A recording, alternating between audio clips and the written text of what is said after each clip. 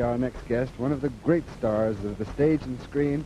And Bela, I can make that introduction without any qualms and without any reservations, because I don't know whether you know it or not, but Bela Lugosi, of course, always appears in the vampire pictures, Dracula and so forth. But among the trade, he is considered one of the finest actors ever to come out of Europe. And that was many years ago, Bela, wasn't it? I think in Hungary?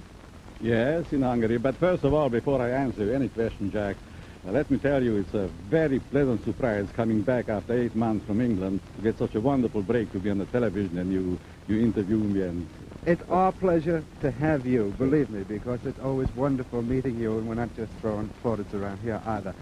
Incidentally, I do want to comment on one thing, how wonderfully well you look. You look as though you had a rest over there. You look as though you have complete ease of mind coming back. Thank you. God is very good to me. I can understand that.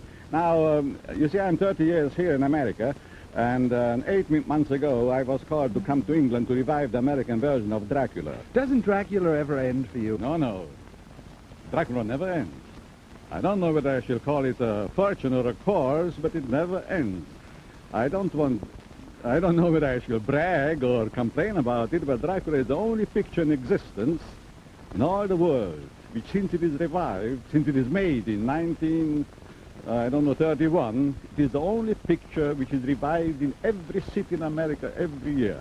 Well, you know, some people, Bela, would consider that a curse, and some would consider it a very good omen, because probably as a result of Dracula, I make a living. Well, and you were typecast. You know, you've made many other pictures of its type, vampire pictures and mystery pictures and things of that sort. But at the same time, I know you are always yearning, as all actors are, to do a different type of stage vehicle. What would you like to do? The romantic? No, I would prefer to play comedy. You see, after I finished now playing a half a year Dracula on the stage, I was called to make a picture here in London called Vampire Over London. It was a horror part, but the situation was so funny that really it caused us laugh. So I really enjoyed it. You know, Fred Allen wants to do Hamlet. Jack Benny wants to do Hamlet. Bela Lugosi wants to play the Cyrano de Bergerac. Cyrano de Bergerac. Sure. And you'd probably do very, very well at it. Tell us a little more about the picture that you made in England, Bela. What was the title of it? Vampire Over London. I played a scary part, and I was the cause to create comedy by scaring all the people around me. And it was rather a clever story, and I think they would laugh at it very much. It's going to sell in America, especially. Yes. Was, incidentally, Dracula your favorite role? After Dracula, my favorite role? What was your favorite role? Was it Dracula? In America, in English, or in Hungary at home?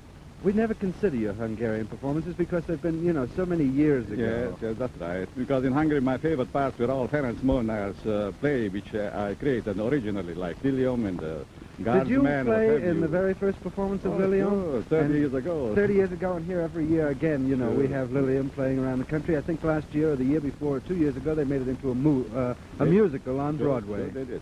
Now, since I played Dracula, I'm the boogeyman.